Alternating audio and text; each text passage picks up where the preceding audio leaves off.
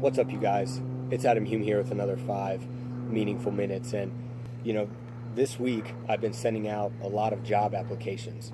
I've been sending out my resume a whole lot. Now, most of you are probably grown, and so you know what a resume is. But for those of you that have never done a resume before, it's basically a collection, a compilation of all the things that I've done in my life, my education, my work experience, the things I've accomplished, the accolades I've received, my best characteristics, my strengths.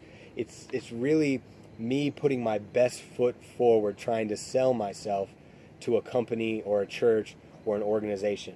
And this week I've done a lot of work with my resume and on my resume, making me sound really, really awesome so that at the end of the day, I can have a company or a church approve of me and accept my application for employment in their business or organization. And as I was working on this resume, it had me thinking about how sometimes in my own spiritual walk I can feel like I'm working on a resume for God. And sometimes I can come to God and feel like I'm such a good person and I have all these strengths and I have all these skills and I've accomplished all these things for him. I've worked with him on all these things. All these people say this about me, and it can almost make me feel like I've earned my acceptance and approval of God. It can almost make me feel like I'm deserving of his love or more of his love and his mercy and his grace. And while I was thinking about that, I was thinking about Romans chapter 3, which gives us some really bad news concerning me and concerning all of us in regards to the good things that we do and the good lives that sometimes we can think we live. Romans chapter 3 says that no one is righteous. Like, no one does good things. Not even one person. We all lie. We all cheat. We all deceive. We all steal.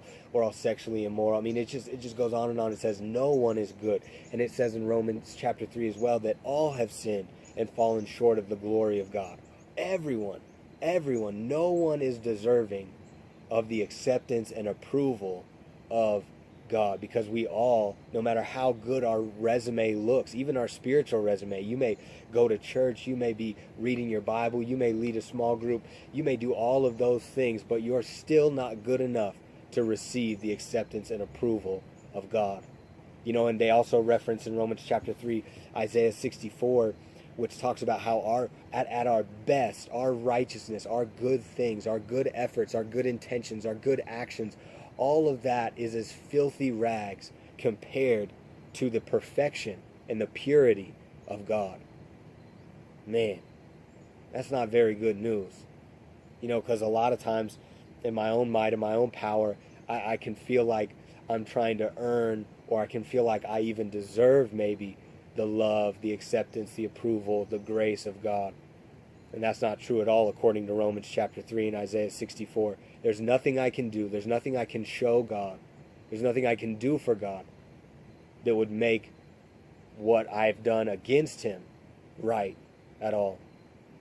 But Romans chapter 3 introduces us to the very, very encouraging thought that when God looks at our life, if we've decided to put our faith and trust in Jesus Christ, he doesn't look at my resume.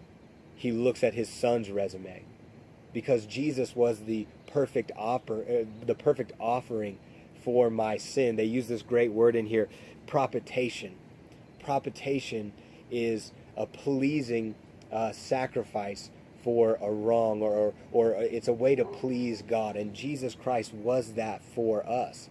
And so if I put my faith and trust in Jesus, then God looks at his resume, the way that he lived, the perfect life that he lived on this earth.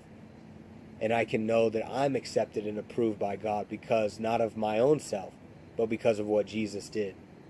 And so I encourage you this weekend or this week, to take some time to just be thankful that it's not what you do or have done for God that makes you right standing with him, but it's what Jesus Christ did.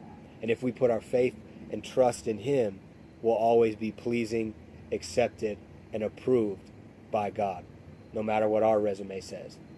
Hey, thanks a lot, you guys, for watching these 5 meaningful minutes. I hope that you have a great day.